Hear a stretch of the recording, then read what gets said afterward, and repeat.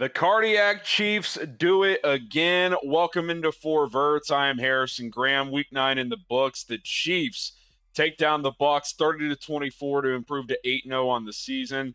Tampa falls to 4-5 in a valiant effort. Still no Mike Evans. Still obviously Chris Godwin not coming back. Tough loss for Tampa. We'll talk about a key mistake I think their head coach made down the stretch, and of course everything else that happened in this game in just a moment. But first, subscribe to the channel. We're bringing you NFL and college football content daily. Tomorrow, we got the NFL trade deadline. We'll have full reaction to that.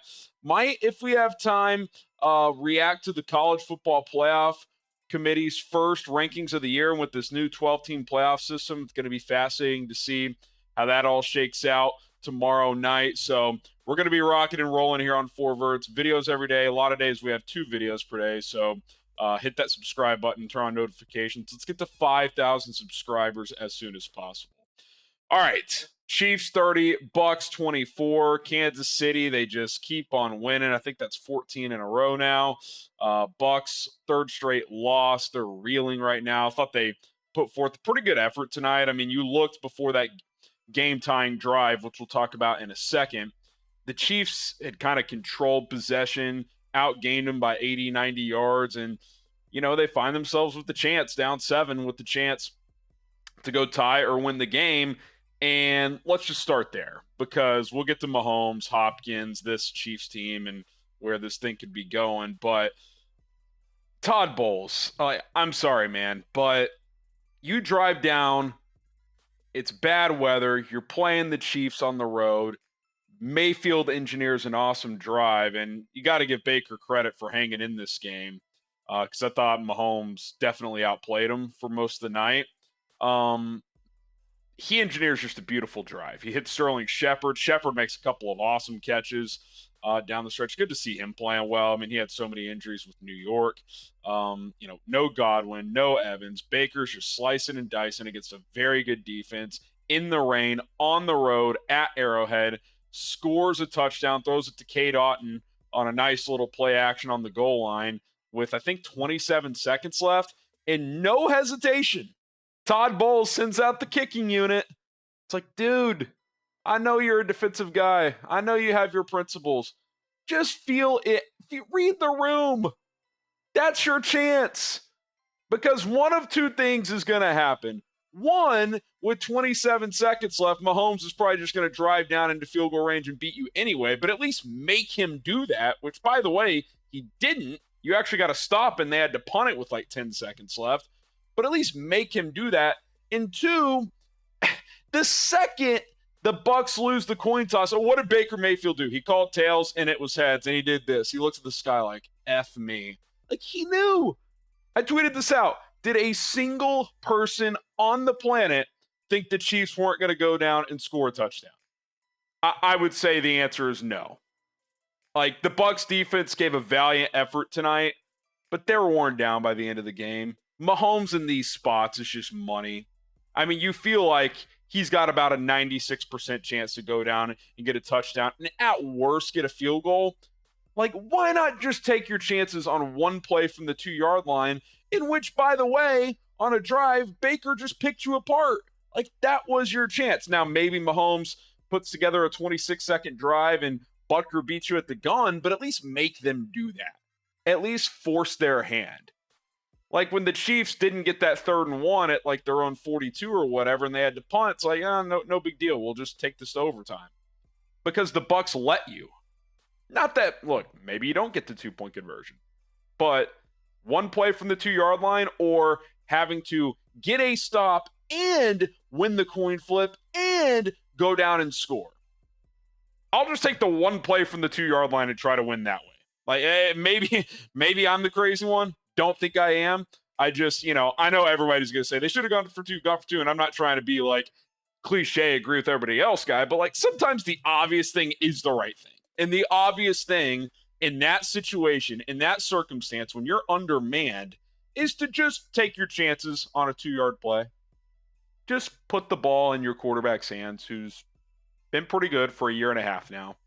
I thought that was to take the ball out of Baker's hands in that spot and ask your defense to get a stop, which they actually did, but then to win a coin flip, which is 50-50, and then score a touchdown. Because let's face it, if the Bucs just, even if they win the toss and do anything but score a touchdown on their first drive to win the game, if they kick a field goal, get stopped, whatever, you know the Chiefs are going to beat you.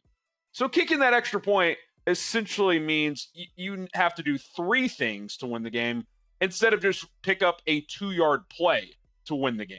Now, again, yes, you're going to have to stop Mahomes with 27 seconds left, which is not a guarantee, as we've seen before, but that's a better chance than what you did. I thought that was a grave error in judgment from Todd Bowles, and one that I would imagine he'd like back. We'll see what he says in the post-game presser, but I can't defend that decision. I thought Mahomes was brilliant. I thought this is one of his, if not his best game of the year. 34, 44, 291. A lot of dinking and dunking. Some of that's the weather. Some of that's personnel. Worthy lost himself early in the game for what should have been about a 40-yard touchdown. He just ran out of bounds on the catch. Like, he caught it out of bounds. He just didn't know where he was. He's a rookie. He's working through it. But I thought Mahomes was very good. Tweaked his ankle in the fourth quarter. He said it to Lisa Salters after the game. He rolled his ankle last week against the Raiders, rolled it again tonight. Actually had to get helped off the field. He said, after a few minutes, he felt a lot better. So, anytime you're running around and a non-contact tweak happens, you're like, yeah, I hope nothing major there. But he seems to be okay. He's just dealing with a little ankle roll, sprain, whatever you want to call it. Right now, he's going to play through that stuff. But I thought he was excellent, and you're already feeling the DeAndre Hopkins impact. 8 grabs, 86 yards, 2 touchdowns. The only time him and Mahomes weren't on the same page was on that 3rd and 1 in overtime, where Mahomes wanted to get it to him quick, and Hopkins just never turned around, and it was actually almost picked because they were all not on the same page. But clearly this is going to work, and I said it after the trade, and it has to be said again. What are these teams doing? I mean, Tennessee can't get more than a conditional 5th for DeAndre Hopkins. They just have to take the Chiefs trade for a conditional 5th that becomes a 4th if they make the Super Bowl and he plays 60% of the snaps, which will probably happen because it's the Chiefs. But still, a late round, the last pick in the 4th round, potentially, is the best you can do if you're Tennessee. That's the best you can do. Pittsburgh wouldn't have given you a 4th. They've been trying to get a receiver for 6 months.